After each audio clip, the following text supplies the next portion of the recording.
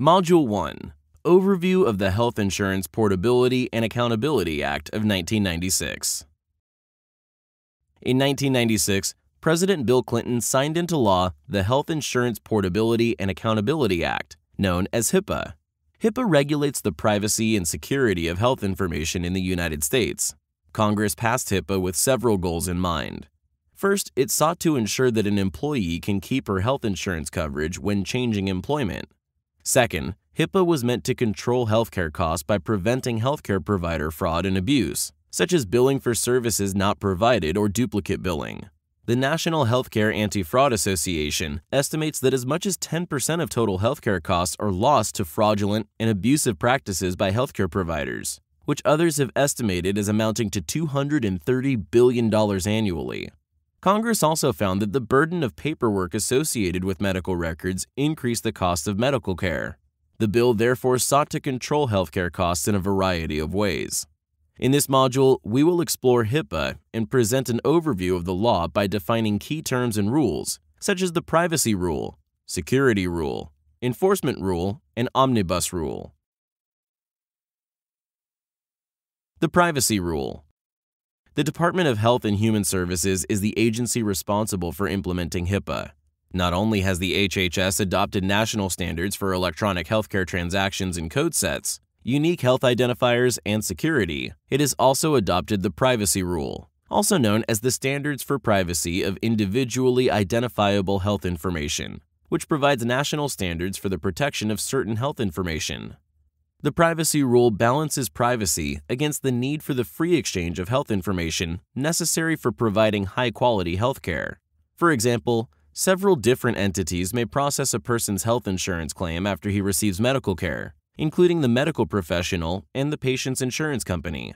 The claimant's private information, such as his health history, vitals, and other medical information, passes through numerous hands, and there's always a possibility that this data could be compromised.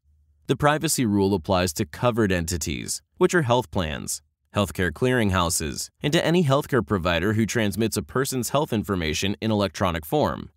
A health plan is defined as an individual or group plan that pays the cost of medical care or provides medical care.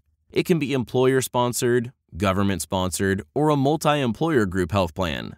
It can also cover a wide array of medical services other than healthcare, including dental, vision, and prescription drug costs. A healthcare clearinghouse processes non-standard health data information into standard data elements. Examples of these include billing services companies, community health management information systems, and value-added networks that provide healthcare providers with secure ways to send and share data with counterparts. The privacy rule applies to most healthcare providers. Every healthcare provider, regardless of size, that electronically transmits health information in connection with certain transactions is a covered entity. Since health information is nearly always electronically transmitted, it applies to nearly every physician, dentist, nurse, pharmacist, and psychologist, as well as hospital, laboratory, and pharmacy in the United States.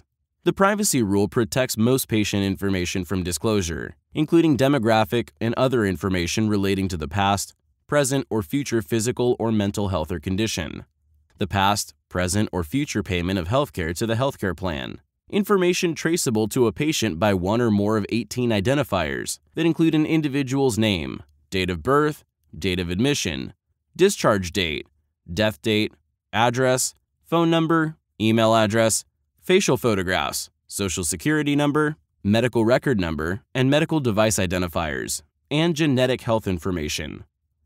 Despite its broad reach, the privacy rule excludes certain employment records from classification as protected health information. Health information in employment records that a covered entity maintains in its capacity as an employer is not considered protected health information under HIPAA. For example, drug screening test results are initially protected health information when the provider administers the test to the employee, but test results lose their protected health information status when the employee signs an agreement authorizing the provider to give an employer the results so that they can be placed in the employee's employment record. Like drug screening test results, the results of fitness for duty exams are protected health information when the provider administers the test. The fitness for duty exam loses its protected status when the results of the exam are turned over to an employer if the employee consents. In other words, test results are protected health information, but when they become part of the employment record with the employee's consent, they are not. A business associate of a covered entity must also comply with the privacy rule if any covered entity engages it to carry out healthcare activities and functions.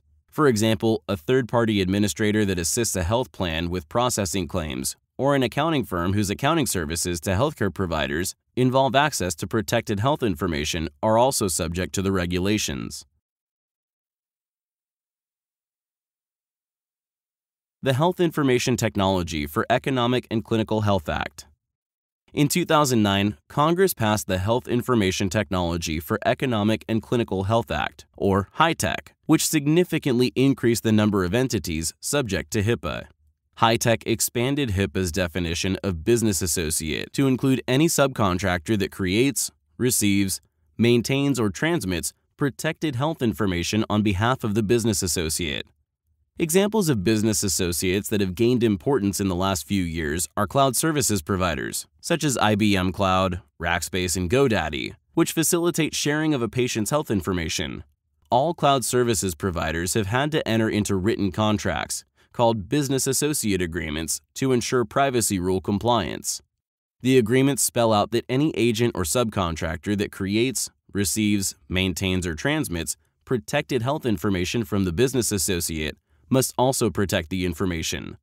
The privacy rule covers many organizations and people, but it does not prevent people from cooperating with law enforcement, such as police or prosecutors. If a covered entity, such as an EMS professional, has medical evidence that a person to whom he provided medical care may have committed a crime, he can tell an investigating police officer he knows without violating the privacy rule. There are several types of entities that are not covered by the privacy rule. First, an employer-sponsored group health plan with fewer than 50 participants is not a covered entity. Second, a program like a community health center that directly provides healthcare or provides grants to fund the direct provision of healthcare isn't subject to the regulations. Third, certain insurance entities, including those providing only workers' compensation, automobile insurance, and property and casualty insurance, are not required to comply with the privacy rule. Special rules exist for health information when a public school is a student's healthcare provider. Since public schools receive funding from the Department of Education, they're not required to comply with HIPAA's privacy rule, but instead must comply with the Family Educational Rights and Privacy Act of 1974. FERPA is the primary federal law governing public school records, and it protects the privacy of student education records. FERPA classifies a public school student's health information as education records and not health records. Even though a public elementary or secondary school may employ a school nurse or other healthcare provider that may bill a government program, such as Medicaid for services provided to a student, the school is not a HIPAA-covered entity because it does not engage in any other covered transactions, such as billing a health plan. Instead, the school must comply with FERPA's privacy requirements for education records, including the requirement to obtain parental consent to bill a government program, such as Medicaid. Private and religious elementary and secondary schools, however, are HIPAA-covered entities because they do not receive funding from the Department of Education and so are not subject to FERPA. With HIPAA, Congress also addressed creation and use of de-identified health information so that it is removed from the scope of federal regulation. De-identified medical information, which is health data stripped of all identifiers, such as the patient's name, telephone number, email address, social security number, and medical record numbers, is integral to certain types of research or comparative medical studies. Once medical information is de-identified, there are no restrictions on the use or disclosure of it, or on its usage for research for similar purposes. The Security Rule. Another important HIPAA component is the Security Rule, which is a subset of the Privacy Rule. It establishes national standards to protect a person's electronic personal health information. The Security Rule requires a covered entity to follow appropriate administrative, physical, and technical safeguards to ensure the confidentiality, integrity, and security of electronic protected health information. Much of HIPAA's Security Rule focuses on administrative safeguards a covered entity must implement. Examples of these include conducting a risk analysis and implementing a risk management plan, developing procedures for identifying incidents that comprise electronic personal health information, as well as designating a security official responsible for developing and implementing policies and procedures. Physical safeguards are physical measures, policies, and procedures that relate to protecting equipment and buildings from natural and environmental hazards and unwanted intrusion. These may be facility access controls or a facility access plan. Finally, technical safeguards are meant to allow only authorized persons to access electronic protected health information. A covered entity must use any security measures that allow it to reasonably and appropriately implement the necessary standards for protection. Moreover, a covered entity must determine which security measures and specific technologies are reasonable and appropriate. A covered entity implements technical safeguards when it creates mechanisms that record and examine activities pertaining to electronic personal health information. The Enforcement Rule. The Enforcement Rule component of HIPAA sets out how the Department of Health and Human Services Office for Civil Rights will administer and enforce HIPAA standards. The OCR may conduct complaint investigations and compliance reviews. The HIPAA Enforcement Rule contains provisions relating to compliance and investigations, the imposition of civil monetary penalties for violations of the HIPAA, and procedures for hearings. OCR enforces the privacy and security rules by investigating complaints, conducting compliance reviews, and performing education and outreach to foster compliance. Under the Enforcement Rule, business associates and their subcontractors are liable for HIPAA violations caused by their own noncompliance, as well as violations caused by their subcontractors. The Enforcement Rule provides a civil penalty of up to $1.5 million per year for each HIPAA violation due to willful neglect that is not promptly corrected within a required time. Civil penalties can also be as high as $50,000 per individual violation. This number can also substantially increase based on the number of people affected and the number of violations. Along with civil penalties, the Office for Civil Rights also works with the U.S. Department of Justice to prosecute potential criminal violations of HIPAA. Violations under HIPAA can result in severe criminal penalties. A covered entity that knowingly obtains or discloses individually identifiable health information in violation of the law will face a fine of up to $50,000, as well as imprisonment of 1 year. Offenses committed under false pretenses allow penalties to be increased to a $100,000 fine with up to 5 years imprisonment. Finally, offenses committed with the intent to sell, transfer, or use individually identifiable health information for commercial advantage, personal gain, or malicious harm can be punished by fines of $250,000 and imprisonment up to 10 years. The Office for Civil Rights may also choose to provide technical assistance for violations or require a specific corrective action plan, such as more training for employees and monitoring. When determining penalties, the Office for Civil Rights evaluates the length of time a violation persisted, the number of people affected, the nature of the personal health information exposed, and the covered entity's willingness or unwillingness to assist with the investigation. In one matter, for example, the OCR fined a 12-physician pediatric and adult dermatology practice group $150,000 for HIPAA violations arising out of a lost, unencrypted flash drive containing protected health information and required the group to implement a corrective action plan.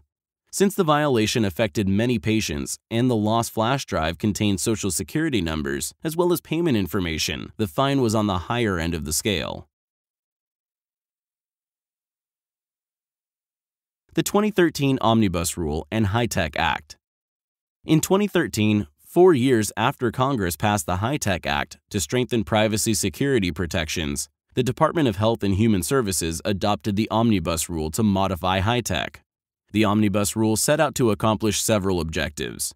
First, it reaffirms that the case of an impermissible use or disclosure of personal health information, the covered entity or the business associate carries the burden of demonstrating that all notifications were provided, or that the use or disclosure wasn't a breach. The covered entity and the business associate must maintain documentation as necessary to meet this burden. Second, a covered entity still has a safe harbor, which provides that an unauthorized disclosure only arises to the level of a breach if the patient's personal health information disclosed is unsecured, meaning that unauthorized individuals that access it can use or read it.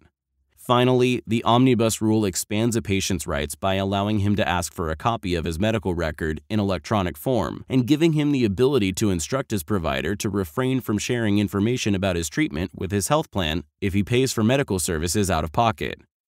In the next module, we will look more closely at what disclosures are authorized and unauthorized before we move on to discussing enforcement actions for unauthorized disclosures, the rules of state laws, and medical record retention practices required by federal law.